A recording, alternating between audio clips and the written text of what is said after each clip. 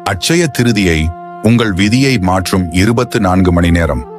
நாளை உங்கள் கையில் இருக்கும் ₹1 1 கோடியாக மாறப்போகிறது என்றால் உங்களால் நம்ப முடிகிறதா? இது மாயமோ மந்திரமோ அல்ல, பிரபஞ்சத்தின் கணக்கு. ஆண்டுக்கு ஒரு முறை வரும் அட்சய திருதியை என்பது வெறும் நகைக்கடை திருவிழா அல்ல, அது உங்கள் புண்ணிய கணக்கை புதுப்பிக்கும் ஒரு மகா அற்புதமான நாள். யோசித்து பாருங்கள், கிருஷ்ணரின் வாயிலிருந்து வந்த அந்த ஒரே ஒரு சொல் அட்சயம், அது ஒரு ஏழை குசேலனை அரசனாக மாற்றியது.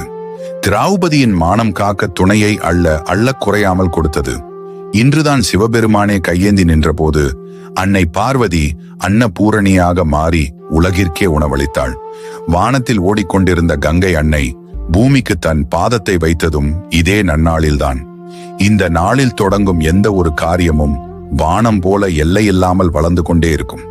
இன்று நாம் எல்லோரும் நகை கடைகளில் தவம் கிடக்கிறோம். தங்கம் வாங்குவது ஒரு புறம் இருக்கட்டும், ஆனால் மகாலட்சுமியின் உண்மையான முகவரி எது தெரியுமா? உங்கள் வீட்டு சமையலறையில் இருக்கும் கல்லுப்பு தான் லட்சுமி. நீங்கள் தானமாக வழங்கும் பச்சரிசி தான் லட்சுமி.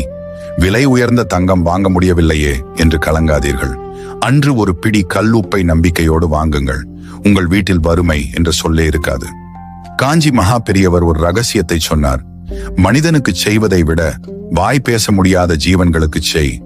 நாய்க்கு ஒரு பிடி தயிர் சாதம், பசுவுக்கு ஒரு துண்டு வெல்லம், எறும்பு புற்றுக்கு ஒரு சிட்டிகை சர்க்கரை,